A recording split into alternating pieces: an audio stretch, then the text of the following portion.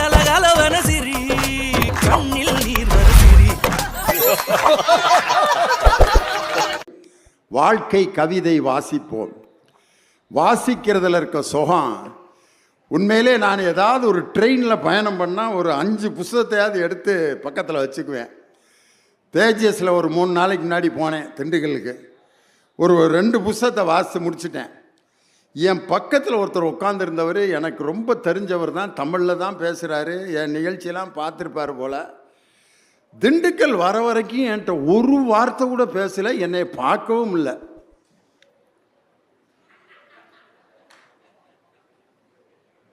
நான் படிக்கிற புஸ்தகத்தை இப்படி ஒரு தடவை பார்க்குறாரு.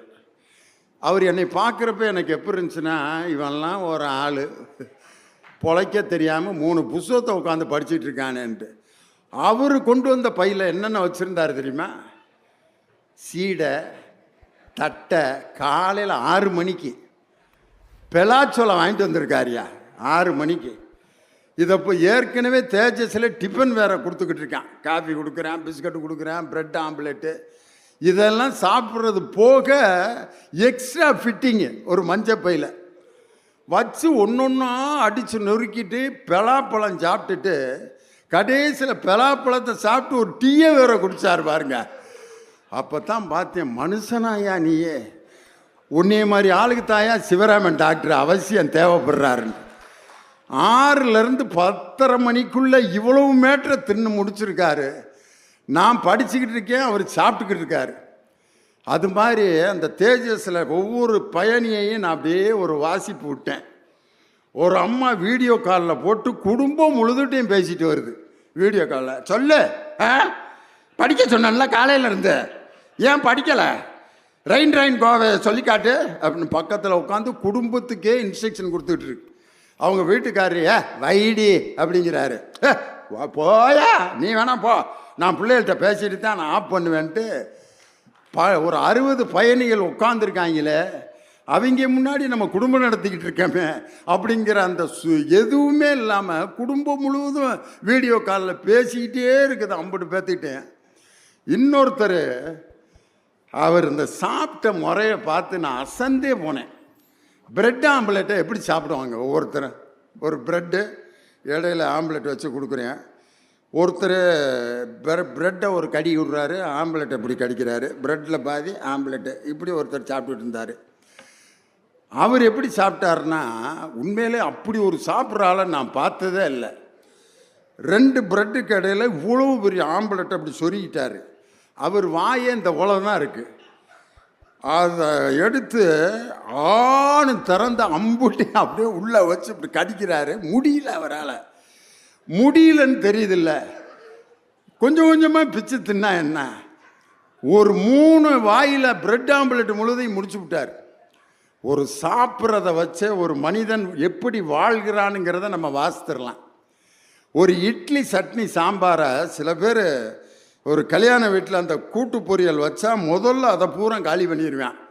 வச்சவன் திரும்ப இவருக்கு வச்சமா இல்லையா, என்னடா ஊறுகாயும் வலிச்சு தின்ட்டாரு, உப்பையும் எடுத்து தின்னு விட்டாரு, இவருக்கு எதையுமே வைக்கல போல இருக்குன்ட்டு திரும்ப 2வது தடவை வச்சுட்டு போகிறேன். அம்புட்டையும் அப்படியே எடுத்து முதல்ல டக்குன்னு முடிச்சிடுறாரு. அது மாதிரி சில பேர் சாப்பிட்றத முதல்ல சாப்பாட்டை வாங்கினீங்கன்னா, இட்லி சட்னி சாம்பாரை வாங்கினோன்னா கொஞ்ச நேரம் அதை பாருங்க, முதல்ல பார்த்து ரசிக்கணும். அந்த இட்லி கலரு, அந்த தேங்காய் சட்னியோட ஒயிட் கலரு, அந்த கார சட்னி, அந்த சாம்பார், அதில் என்னென்ன போட்டிருக்கான், வெங்காயம் இருக்கா, முருங்கைக்காய் இருக்கா அப்படின்னு முதல்ல நம்ம சாப்பிட போகிறத ரசிங்க முதல்ல. சில பேர் இட்லியும் சாம்பாரும் வைக்கிறதுக்குள்ளே 2 இட்லியை முடிச்சிருவாங்க. அப்படியே பிச்சு அந்த தொட்டு இதில் கொஞ்சம் அதில் கொஞ்சம் 3 சட்னிலையும் தொட்டு அப்படிமே. அப்புறம் இந்த சில பேர் பார்த்தீங்கன்னா சாம்பாரை போட்டு இட்லியும் சேர்த்து குழப்பி அப்படியே அள்ளி குடிச்சிக்கிட்டு இருப்பேன். நான் அவன்கிட்ட சொன்னேன், எல்லாத்தையும் மிக்சியில் போட்டு அரைச்சி டம்ளரில் ஊற்றி குடிச்சிடுற மனுஷனாடா நீ. ஒரு பொருளை எப்படி சாப்பிட்ணுங்கிறத வச்சு கூட ஒரு மனிதனை எப்படின்னு நம்ம வாசிடலாம். ஆப்பாயில் வாங்குவாங்க சில பேர், அதை எப்படி சாப்பிடுவான்னு தெரியுமா? சில பேர் ஆப்பாயில் சில பேர் அப்படியே பொட்டில் மாதிரி மடிப்பேன், அழகா அப்படி பூ மாதிரி மடித்து அப்படி விடுவான். கரெக்டாக முடிச்சுட்டு அப்படி நம்மளை ஒரு பார்வை பார்ப்பேன், வெற்றிகரமாக எப்படி நம்மளை மாதிரி உலகத்தில் எவனுமே ஆப்பாயில் சாப்பிட முடியாரா அப்படிங்கிற மாதிரி ஒரு லுக்கு விடுவேன். சில பேர் அந்த மஞ்சள் கருவை வலிப்பேன். அதை பார்த்தோன்னே நமக்கு என்னடா இவன் ஒரு ஆப்பாயில் கூட திங்க தெரியாமல் சாப்பிட்றானேன்ட்டு மஞ்சள் கருவை வலிச்சு அப்படியே திம்மா. ஐயோ, நம்ம சொல்லியிருப்போம் ஆப்பாயில். அதை சொன்னோன்னே இவனால் நம்ம அதை சாப்பிட்றதா வேணாமான்னு கூட முடிவில். அதை மஞ்சக்கருவை மட்டும் வலித்து சாப்பிட்டு ஒன்றா பிச்சு. சில பேர் ஆப்பாயில் சாப்பிட தெரியாமல் அந்த வெள்ளைக்கருவை பிச்சு விட்ருவான். அது ரசம் மாதிரி ஓடி இலையோட எண்டுக்கு போயிடும். எது மஞ்சக்கருவோட அந்த லிக்விடு. அதை திரும்ப அங்கேருந்து வலித்து இங்கே கூட்டிகிட்டு வந்து பக்கத்தில் இருக்கவனையும் சாப்பிட விடாமல் கொடுமைப்படுத்தி ஒரு சாப்பிட்றத வச்சு ஒரு மனிதன் எப்படி வாழ்ந்து கொண்டிருக்கிறான் அப்படிங்கிறத நம்ம கணிச்சிடலாம். ஒரு கல்யாண வீட்டில் நமக்கு பக்கத்தில் உட்காந்து சாப்பிட்றவங்க சில பேர் பார்த்தா எதை எப்போ வாங்குறானே கண்டே பிடிக்க முடியாது. சாம்பார்லேருந்து மோருக்கு போயிட்டு திருப்பி சாம்பார் கேட்குறேன். அந்த பரிமாறுறவன் டேய் எதை எப்போ தான்டா கேட்பேன்னு. பாயாசம் சாப்பிட்டு அதுக்கப்புறம் ஊறுகாய் கேட்குறேன். பாயாசத்தை முடிச்சுட்டு எதுக்குடா ஊறுகான்னா கடைசியில் நம்மளுக்கு கொஞ்சம் சுருக்குன்னு இருந்தால் தான் சார் சாப்பிட்ட மாதிரி இருக்கேன் அப்படின்ட்டு போகிறேன். இன்னும் சில பேர் இந்த புத்தக கண்காட்சிக்கு வர்ற ஆட்களை பார்க்கலாம். எல்லா ஸ்டால்லையும் புத்தகமாக வாங்குவாங்க. ஒன்றும் கூட படிக்க மாட்டேன். போன வருஷம் வாங்கின புத்தகத்தை கூட வீட்டில் அடுக்கி வச்சுருப்பாங்க. அதை ஓப்பன் பண்ணியிருக்க கூட மாட்டேன். எதுக்குடா வாங்கினேன் அப்படின்னா வாங்கணும்ல. 10 பேர்த்துக்கு முன்னாடி நம்ம என்னென்ன புக்கு வாங்குறோம்ன்றதை மற்றவன் பார்க்கணும் சார். அப்போ தான் நம்மளை படிப்பாளின்னு மதிப்பாங்க அப்படின்னா. இதெல்லாம் மனுஷனா? முதல்ல கல்யாணம் முடிஞ்ச 6 வருஷம் சாந்தி முகூர்த்தமே பண்ணாத ஆளுக்கும் இவனுக்கு என்ன வித்தியாசம்? கல்யாணம் பண்ணி முதலிரவு இன்னும் ஒரு 6 வருஷம் கழித்து வச்சுக்கலாம்னு இருக்கேன் சார்னா மனுஷனா? இல்லை. புத்தகத்தை வாங்கிட்டா படிச்சிரு. இன்னும் சில பேர் புத்தகத்தை அம்பூட்டு ஸ்டாலையும் பார்த்துட்டு ஒன்று கூட வாங்காமல் போகிறவன்லாம் இருக்கேன். இது பூரா யாருன்னா ஹோட்டல் கடையை வேடிக்கை பார்க்குறவன். எப்படியே பார்ப்பேன். இட்லி வச்சுருக்காங்களா, பூரி நல்லா இருக்கே, தோசை இருக்கா, ரைட்டு, எல்லா லிஸ்ட்டையும் பார்த்துட்டு சரி நாளைக்கு சாப்பிட்டுக்கோன்ட்டு எந்திரிப்பேன். அந்த சப்ளையர் எதுக்குடா உட்காந்த அப்படின்ட்டு. இன்னும் சில பேர் அம்புட்டையும் ஆர்டர் பண்ணி எதையுமே சாப்பிடாம ஒரு முனூண்டை வச்சுட்டு அம்புட்டை இலையில வச்சுட்டு, இல்லாட்டி சில பேர் பேக் பண்ணி வீட்டுக்கு எல்லாத்தையும் பேக் பண்ணிடுங்கன்ட்டு ஃப்ரிட்ஜில் வச்சு 3 நாள் கழிச்சு குப்பையில் போட்டுக்கிட்டு இருப்பேன். ஆர்டர் பண்ணிவிட்டு சாப்பிட்ணும். புத்தகத்தை வாங்கினா படிக்கணும். புத்தகத்தை அப்படியே பார்த்துக்கிட்டே போய்கிட்டு இருக்கிற மாதிரி இது கண்காட்சி அல்ல. ஒவ்வொரு புத்தகத்தையும் நேசிப்பதும் வாசிப்பதும் தான் மனிதனுக்கு கிடைத்த ஒரு மிகப்பெரிய கொடை. எது என்றால் புத்தகத்தை நேசித்து வாசிப்பது. கவிஞர் கந்தர்வனுடைய ஒரு கதை ஒன்று ஒரு 3 நாளைக்கு முன்னாடி படித்தேன். தான் அந்த கதையோட பேர். அந்த கவிஞர் கந்தர்வனுடைய கதைகள் இங்கே இருக்கும், வாங்கி படிங்க. அவர் ஒரு ட்ரெஷரி ஆஃபீஸர். அவர் கந்தர்வன் இறந்துட்டார். இப்போ அவர் அமரர், புதுக்கோட்டையை சேர்ந்தவர். எங்கள் தமிழ்நாடு முற்போக்கு எழுத்தாளர் சங்கத்தினுடைய மாநில தலைவராக இருந்தவர். ஆள் எம்ஜிஆர் மாதிரி ரொம்ப அழகாக சிவப்பாக இருப்பார். அந்த கந்தர்வனுடைய கதை தான் அந்த கதையோட பேர். அந்த கதையில் அவர் ஒரு ட்ரெஷரி ஆஃபீஸரு. அவர் வெளியில் டீ குடிச்சிட்டு அவங்க ட்ரெஷரி மக்களோட வெளியில் இன்னும் ஒரு 10 மணிக்கு டீ குடிச்சிட்ருக்கார். அப்போ ஒரு வயசான பெரியவரை கூட்டிகிட்டு ஒரு அம்மா பென்ஷனுக்காக அந்த ட்ரெஷரி ஆஃபீஸ்க்கு வருது. படி மேலே ஆஃபீஸரை போய் பார்க்க போனோம். அந்த படியில் அந்த அம்மா அவரை அப்படியே தவழ்ந்து அப்படி கூட்டிகிட்டு போகுது. அவரும் அப்படியே அந்த அம்மாவை தோளில் பிடிச்சி அப்படியே 4 படியில் ஏறி ஆஃபீஸர்கிட்ட போய் ஏதோ ஒரு அப்ளிகேஷன் கொடுக்கறதுக்காக போகிறாங்க.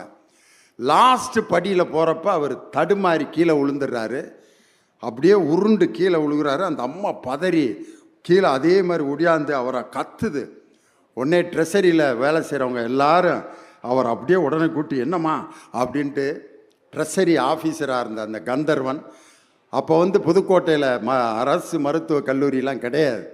தஞ்சாவூர் மருத்துவக் கல்லூரி மருத்துவமனைக்கு அவரை கூட்டிகிட்டு போய் அவருக்கு மருத்துவம் பார்த்துட்டு ராத்திரி வரைக்கும் அவர் கூடயே இருந்துட்டு அவருக்கு நிறைய ரத்தம் போயிருச்சுன்னு சொன்னோன்னே ஏன் ரத்தத்தை எடுத்துக்குங்க அப்படின்னு அவருடைய ரத்தத்தை கொடுத்துட்டு அந்த ட்ரெஷரி ஆஃபீஸர் நான் வெளியில் வந்தேன். ரத்தம் கொடுத்துட்டு ரொம்ப சோர்வாக நான் வெளியில் வந்தேன். ராத்திரி ஒரு 10 மணி இருக்கான். சாத்துக்குடி விற்கிற கடைக்கு பக்கத்தில் ஒருத்தன் அழுக்கு வேட்டியை பொத்தி தூங்கிட்டு இருந்தான். அவனை எழுப்பி பா ஒரு சாத்துக்குடி ஜூஸ் இருந்தால் போடுறியா? போட்டு தர்றையா அப்படின்னு எந்திரிச்சு அந்த நேரத்தில் அந்த மிக்சியை பிட்டப் பண்ணி சாத்துக்குடியெல்லாம் வெட்டி ஜூஸ் அப்படியே அந்த திருகி போட்டு சுகர்லாம் போட்டு ஒரு சுத்த சாத்துக்குடியில் அவருக்கு அப்படியே போட்டு கொடுத்துருக்கான். கொடுத்துட்டு அவன் அவர் முகத்தை பார்த்துட்டு கேட்டிருக்கான், ரத்தம் கொடுத்தியா சாமி அப்படின்னு கேட்டிருக்கான். ஆமையா, ஒரு பெரிய ஒரு சோகம்லாம் போயிட்டார், அவருக்கு ரத்தம் கொடுத்தேன். அப்படியா, இந்தா ஜூஸ் எவ்வளவுன்னு கேட்டேன். அதுக்கு அவன் சொன்னான், ஒரு வேட்டியை போத்திட்டு படுத்துக்கிட்டு இருந்த ஒரு ஏழை அந்த கடை வச்சுருக்கவன் ரத்தம் கொடுக்குறவங்கள்ட்டெல்லாம் நான் காசு வாங்குறது இல்லைங்க அப்படின்னா. ஏதோ நம்ம தான் பெரிய ஒரு நோயாளிக்கு உதவி செஞ்சிட்டோங்கிற தான்ங்கிற அகம்பாவத்தோடு நான் வந்தேன். ஆனால் ரோட்டில் அந்த அழுக்கு வேட்டியை பொத்திட்டு படுத்திருந்தவனுடைய மனதில் இருந்த மனித நேயம் என் தான் என்ற அகங்காரத்தை சுட்டு எரித்ததுன்னு எழுதியிருக்காரு கவிஞர் கந்தர்வன். இப்படிப்பட்ட புத்தகங்களை நம்ம படிக்கணும். இந்தியா ஏமாற்றப்படுகிறதுன்னு ஒரு புத்தகம் படித்தேன். ஐயா சொன்ன அந்த விஷயம் அதில் இருக்குது. நம்ம சிவராமன் சார் சொன்ன விஷயம், ஒரு மருத்துவத்துறை சம்பந்தமான ஒரு சின்ன செய்தியை, ஒரு தவறான செய்தியை சமூக வலைதளத்தில் பரப்புனதுனால எவ்வளோ உயிர்கள் செத்து போச்சு அப்படிங்கிறத புள்ளி விவரத்தோடு கொடுத்துருக்காங்க.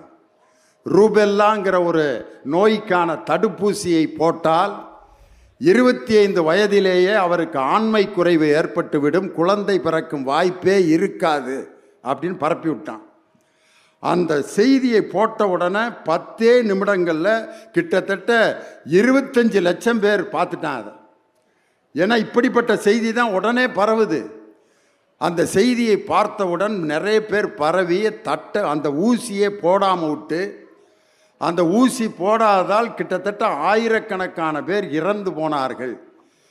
இப்படி அந்த சமூக வலைத்தளத்தில் பரப்பப்படுகின்ற செய்திகள் மனித உயிர்களை கொள்கிறது அப்படின்னு சொல்லி இந்தியா ஏமாற்றப்படுகிறதுன்ற ஒரு நூலில் இது அத்தனையும் தொகுத்து ஒருத்தர் எழுதியிருக்கார். நல்ல செய்திகள் உடனேயே பரவி போகாது. இப்போ சிவராமன் ஐயா பேசுனதும் நான் பேசுனதும் இப்போ ரெக்கார்ட் பண்ணிக்கிட்டு இருக்காங்க. இதை நாளைக்கு எத்தனை வியூஸ் கேட்குறாங்களோ சொல்ல முடியாது. ஆனால் இந்த மாதிரி செய்தி உடனே பரப்பிடுது. தருமபுரியில் ஒரு அரசியல் பொதுக்கூட்டத்தில் பேசிகிட்டு இருக்கேன், நான் செத்துட்டேன்ட்டு ஒரு செய்தியை போட்டு விட்டாங்க. மாலையை போட்டு லியோனி சாலை விபத்தில் அகால மரணம். நான் பேசிகிட்டு இருக்கேன், கொண்டு வந்து காட்டுறாங்க. அண்ணே நீங்கள் செத்துட்டீங்கன்னு நியூஸ் போட்டாங்கண்ணே அப்படின்ட்டு. அதை உடனே நான் ஆடியன்ஸ்கிட்ட காமிச்சு, இங்கே வார் பேசிக்கிட்டு இருக்கேன், என்னைய கொண்டுட்டாங்க அப்படின்ட்டு. ஒரு 5 வருஷம் 10 வருஷத்துக்கு முன்னாடி இதே மாதிரி நான் செத்துட்டேன்ட்டு ஒரு புரளி மலேசியா வரைக்கும் பரவி அங்கேருந்து என்னை விசாரிக்க ஆரம்பிச்சிட்டாங்க. எனக்கிட்டே விசாரிக்கிறேன், இறந்துட்டீங்களாம்ல நீங்கள் அப்படின்ட்டு. டேய் பேசிக்கிட்டு இருக்கிறதே நான் தாண்டா அப்படின்னா. அப்படியா? இல்லை நீங்கள் இறந்துட்டீங்கன்னு சொன்னாங்கன்ட்டு. டே அதுதான் நானே பேசுகிறேன், அப்புறம் இறந்துட்டீங்கன்னு சொன்னாங்கன்னா விளாட்றியான்ட்டு மலேசியா ரேடியோவில் அப்புறம் லியோனி உயிரோடு இருக்காருன்னு விளம்பரம் பண்ணாங்க. அப்படி ஒரு செய்தி வந்தோன்னா அன்னைக்கு முத்தமிழறிஞர் டாக்டர் கலைஞர் உயிரோடு இருந்தார். அப்போ அவர்கிட்ட போய், தலைவரை இப்படி ஒரு நியூஸை போட்டு விட்டாங்க தலைவரே பேப்பரில் எல்லாம், வேதனையாக இருக்குங்க தலைவர் என்னதுக்கு அவர் சொன்னார், என்னை இதே மாதிரி 5 தடவை கொலை பண்ணியிருக்காங்க, நான் நல்லா தான் இருக்கேன், இந்த செய்தி வர வர நீ நல்லா வாழ்ந்துக்கிட்டே இருப்ப, போயிட்டு வா அப்படின்னு சொல்லி அனுப்புனார். அது மாதிரி இந்த மாதிரி புத்தகங்களை தொடர்ந்து நம்ம வாசிக்கணும். வாழ்க்கை கவிதை வாசிப்போம், வாழ்க்கையே நம்ம நேசிக்கணும். முதல்ல இன்றைக்கி பல விஷயங்களை நம்ம இழந்துட்டு அதை தேடி தேடி அலைஞ்சிக்கிட்டு இருக்கோம். வீட்டில் அம்மாட்ட, அம்மா நல்லா ரோஸ்ட்டாக தோசை நெய் போட்டு சுட்டு கொடுமா அப்படின்னு நாங்கள்லாம் எங்கள் அம்மாட்ட சின்ன பிள்ளையில தொந்தரவு பண்ணோம். இப்போ ஹோட்டலில் போய் வீட்டு தோசை மாதிரி சின்னதாக ஊற்றி குடியா அப்படிங்கிறான். அப்போ நாங்கள் கேட்ட நெய் தோசை இன்றைக்கி எப்படி மாறிடுச்சுன்னா வீட்டு தோசை. அதுக்கு ஒரு பேர் வச்சுருக்காங்க. அதுக்கு பேர் என்னது? கல் நைஸ். கல் நைஸ். வீட்டு தோசை மாதிரிங்க, கல் நைஸ், எண்ணெய் ஊற்றாமல் கொடுங்க அப்படிங்கிறான். வீட்டு தோசையை ஹோட்டலில் போய் கேட்டுக்கிட்டு இருக்கான். இன்றைக்கி எங்கே பார்த்தாலும் மரச்சக்கு எண்ணெய், இங்கேயே ஆட்டி தரப்படும் அப்படின்ட்டு செக்கை வச்சு அங்கனே நம்ம முன்னாடியே ஆட்டி கொடுத்துக்கிட்டு இருக்கான். மண்பானை சமையல், வீட்டு சமையல், மெஸ், இதுதான் இன்றைக்கி ஓடிக்கிட்டு இருக்கு. என்ன காரணம்னா அதை நோக்கி நம்ம இன்னைக்கு போய்கிட்டு இருக்கோம். வாழ்க்கையில் பல விஷயங்களை இழந்துட்டோம். வீட்டுக்கு வர்றவங்கள வாங்க எப்படி இருக்கீங்கன்னு கேட்கறது கூட இன்னைக்கு மனுஷனுக்கு நேரம் இல்லை. உட்காந்து டிவி பார்த்துட்டு இருக்கான், ஒரு கூட்டமே வருது. மாமே வீடு உள்ள அவர் காலிங் பெல் அடிக்கிறாரு.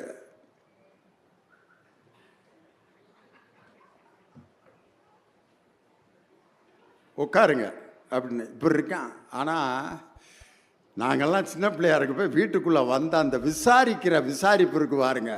உள்ள நுழைஞ்ச வாயா வாயா வாயா வாங்க மாப்பிள்ள, எப்படி இருக்கீங்க மாப்பிள்ள, உன்னைய பார்த்து எத்தனை வருஷம் ஆச்சு. போன மாதம்தான் பார்த்துருப்பாங்க ஒரு இளவில். ஆனால் உன்னைய பார்த்து எத்தனை வருஷம் ஆச்சு. நல்லா இருக்கியா மாப்பிள்ள, அப்பா இப்படி இருக்காரு, அம்மா இருக்க, அம்மா ஏதோ பாத்ரூமில் வலிக்கு உறிஞ்சிருன்னு சொன்னாங்க, காலில் ஏதோ அடிபட்டுருக்குன்னு சொன்னாங்க, நல்லா இருக்கா, நல்லா இருக்கு. மகன் எப்படி படிச்சுக்கிட்டு இருக்கானா, +2. அடுத்த வருஷம் என்ன செய்ய போகிற, சேர்க்க போகிற, ஏதாவது காலேஜில் சேர்க்கணும். மக 8வது படிக்குதா, எப்படி படிக்குது, நல்லா படிக்குதா. அப்புறம் பெரியப்பா அப்படி இருக்காரு, வீட்டுக்கு வந்தாரா, நல்லா பார்க்குறாரா. அவனும் அம்புட்டு சொந்தத்தையும் விசாரிச்சுட்டு அவன் போயிடுவான். கொஞ்ச நேரம் கழித்து அந்த வீட்டில் இருக்க பெரியவர் வருவார்.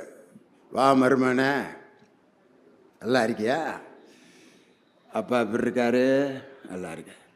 அம்மா பாத்ரூமில் வலிக்கு விழுந்துருச்சுன்னு காலில் அடிபட்டுருக்குன்னு சொன்னாங்களே, எப்படி இருக்கு, நல்லா இருக்குங்க, நல்லா இருக்கு. ஃப்ராக்சரா இல்லை தசை சுடிப்பான், இல்லை ஃப்ராக்சருன்னு தெரில, தசை பிடிப்புன்னு தெரில. இப்போ தான் எக்ஸ்ரே எடுத்திருக்கான், ட்ரீட்மெண்ட்டு நடந்துக்கிட்டு இருக்கு. விட்டு வந்தான்.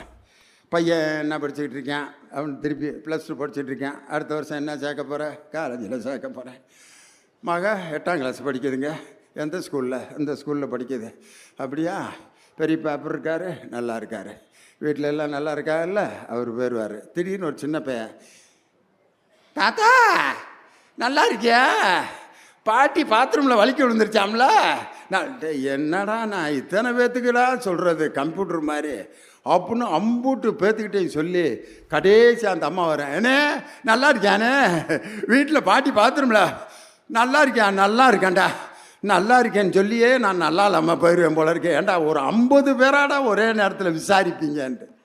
அந்த 50 பேரும் விசாரிக்கிற விசாரிப்பு, உட்காந்து பேசுகிற அந்த கலகலப்பு, பேசி சிரிக்கின்ற அந்த நகைச்சுவைகள், ஒருவரை ஒருவர் கிண்டல் பண்ணிக்கிட்டு இருக்கிற அந்த கிண்டல்கள், கேலிகள், தாய் மாமே மகன், அத்தை மக, மாமக, கொழுந்தியா இந்த ரூட்டை கொடுக்கறது, கிண்டல் பண்ணுறது, இதெல்லாம் காணவே காணாமையா. கல்யாண வீட்டில் கொழுந்தியான்னு ஒன்று ஒருத்தர் சொந்தம், ஒருத்தர் சிரிக்கிறார் பாருங்க, 2-3 கொழுந்தியா இருக்கும் போல இருக்கு அவருக்கு.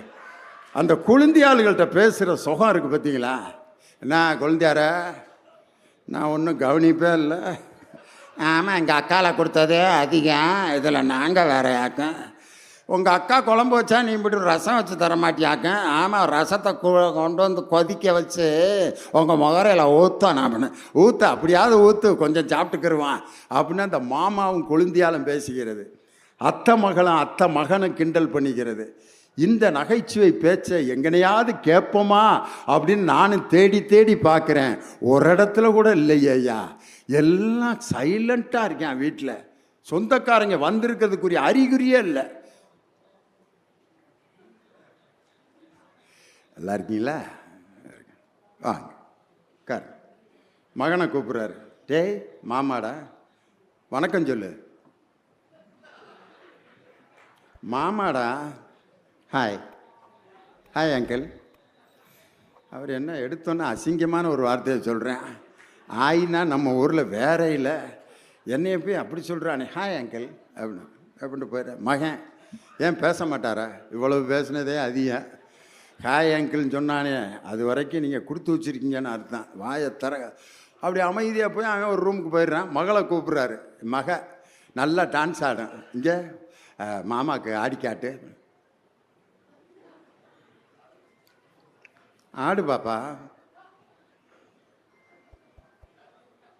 பாட்டை போடவா, நீங்கள் வேணால் ஆடி காட்டுங்க அப்படின்ட்டு போயிடுச்சு. அவர் வர வரைக்கும் 3 மணி நேரம் ஆடிக்கிட்டு இருந்திருப்பாங்க. ஆனால் இவர் அந்த மாமாட்டை ஆட சொன்னதுக்கு அது பாட்டுக்கு இப்படி பார்த்துட்டு அப்படி போகுது. இந்த கலகலப்பான பேச்செல்லாம் போச்சு. எனக்கு குருநாதராக இருந்த என்னுடைய பெரும்புலவர் ஐயா ராமசாமி, இப்போ அண்மையில் ஒரு 2 ஆண்டுகளுக்கு முன்னாடி தான் இறந்து போனார். தஞ்சாவூரில் தமிழாசிரியர். என்னை பேச வைத்த தமிழாசிரியர் அவரை என்னுடைய டீமில் ஒரு 5-6 இடத்துல நிகழ்ச்சி பேச கூட்டி போனேன். ஒரு நாள் காரில் நானும் வந்துக்கிட்டு இருக்கான். தம்பி நிறைய ஃபாரினுக்கெலாம் போகிறீங்களாம்ல? ஆமாங்கய்யா, நிறைய ஃபாரின் போகிறீங்க. நீங்கள்லாம் ஃபாரின் போங்க, கொஞ்சம் வண்டியை நிறுத்துப்பா அப்படின்ட்டு நான் கொஞ்சம் யூரினாவது போயிட்டு வந்துடுறேன் அப்படின்னார்.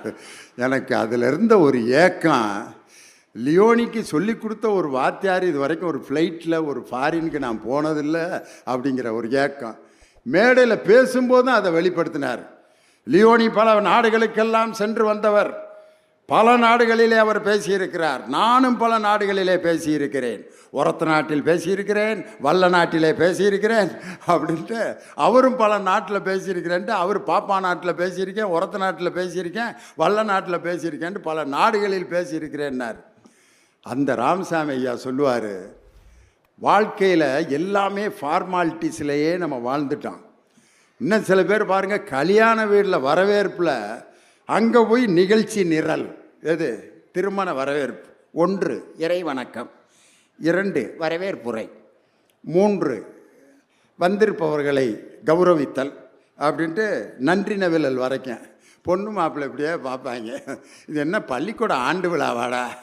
நல்ல வேளை தமிழ் தாய் வாழ்த்தோடு தொடங்காமல் வரவேற்புரையோடு ஆரம்பிச்சிட்டு கல்யாண வரவேற்பில் போய் நிகழ்ச்சி நிரல் போட்டு வாசிக்கிறதா? நல்ல வேளை சாந்தி முகூர்த்தத்துக்கு நிகழ்ச்சி நிரல் எழுதி கொடுக்காம விட்டார். சாந்தி முகூர்த்தத்தில் போய் 1 இறை வணக்கம், 2 மாலை சூடல், 3 பால் வழங்குதல், 4 அப்படின்ட்டு நிகழ்ச்சி இல்லை. ஃபார்மாலிட்டிஸுக்கு அப்பாற்பட்டது நமது வாழ்க்கை. இதயங்களும் இணைகின்ற அந்த சுகம் இருக்குது பார்த்தீங்களா?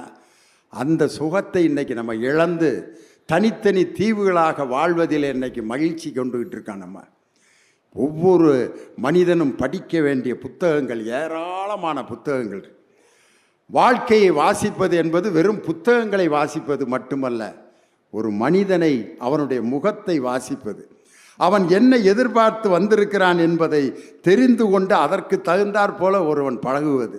இங்கே வந்திருக்கீங்களே, இந்த முன்னால் உட்கார்ந்துருக்க உங்களுடைய முகங்களையெல்லாம் நான் பார்த்துக்கிட்டே பேசணும். நீங்கள் என்ன எதிர்பார்க்குறீங்கிறத ஒரு 10 நிமிஷத்தில் நான் இந்த மேடையில் நின்று அதை கணிக்கலைன்னா நான் பேசுவதற்கே தகுதியற்றவன் என்று பொருள். சில பேர் இங்கே வந்திருக்கவங்க என்ன கேட்குறாங்களோ கேட்கலையோ அதை பற்றி கவலையே படுறதில்லை. அவங்களுக்கு தெரிஞ்சதெல்லாம் அடித்து விட்டு போயிடுவாங்க. ஒரு கவிதை என்பது எப்படி இருக்கணும்? கம்பராமாயணமும் கவிதை தான். ஆனால் அந்த கவிதையை சொல்லி ஒருவர் அதற்கு விளக்கம் சொல்லி அதனுடைய நயத்தை நமக்கு சொல்லணும். ராமனுடைய அழகை பற்றி கம்பர் ரொம்ப அழகான ஒரு கவிதை சொல்வார். வெய்யோனொளி தன்மேனியில் விரிசோதியில் மறைய பொய்யோ என்னும் இளையானோடும் போனான் மையோ மறிகடலோ மரகதமோ மலைமுகிலோ ஐயோ இவன் வடிவென்பதோர் அழியா அழகுடையான்பார். ஐயோ, எப்படியா நீ இவ்வளோ அழகா இருக்க, கண்ணங்கரேன் இருந்தாலும் இவ்வளோ அழகா இருக்கியன்று. இந்த வெய்யோனொளி தன்மேலியில் விரிசோதியில் மறைய பொய்யோ என்னும் இளையானோடும் போனான். இந்த கவிதை கேட்கறதுக்கு சுகமாக இருக்கேன், என்ன சொன்னாருங்கிறது நமக்கு தெரியாது. சில பேர் இதே மாதிரி தான் இருப்பேன், என்ன நினைக்கிறாங்கிறத கண்டே பிடிக்க முடியாதியா. வீட்டுக்கு வருவாங்க, வாங்க வாங்க, என்ன விஷயமா வந்தீங்க? சும்மா இப்படியே வந்துட்டு போகலான்ட்டு வந்தேன்.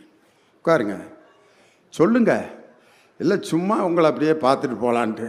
என்னடா 10:45 ஆகுது, இன்னும் சும்மா பார்த்துட்டு போகலான்னு கடைசி வரைக்கும் எதுக்கு வந்தாருங்கிறதையே சொல்லாமல் திரும்ப ஒரு காப்பியையும் ஒரு முறுக்கையும் தின்னுபிட்டு திருப்பி எந்திரிச்சு போயிட்டார். ஏன் வந்தார், எதுக்கு வந்தார் தெரியவே இல்லை. என்னமோ சொல்ல வந்திருக்காரு, சூழ்நிலை சரியில்லை, எந்திரிச்சு போயிட்டார். அவர் என்ன நினைக்கிறாருங்கிறத சொல்லுறதுக்கு பார்த்தீங்களா, அது ஒரு பெரிய கலை. சொல்லணும், விளக்கி சொல்லணும். வாழ்க்கை கவிதையை வாசிக்கிறது கம்பராமாயணத்தை போன ஒரு கடுமையான ஒரு கவிதையாக நம்ம இருக்க வேண்டிய அவசியம் இல்லை. திருக்குறளை போல 1.5 அடியில் வாழ்க்கையே 3 பகுதிகளாக பிரித்து சொன்ன திருக்குறள் மாதிரி நம்மளுடைய கவிதை இருக்கு.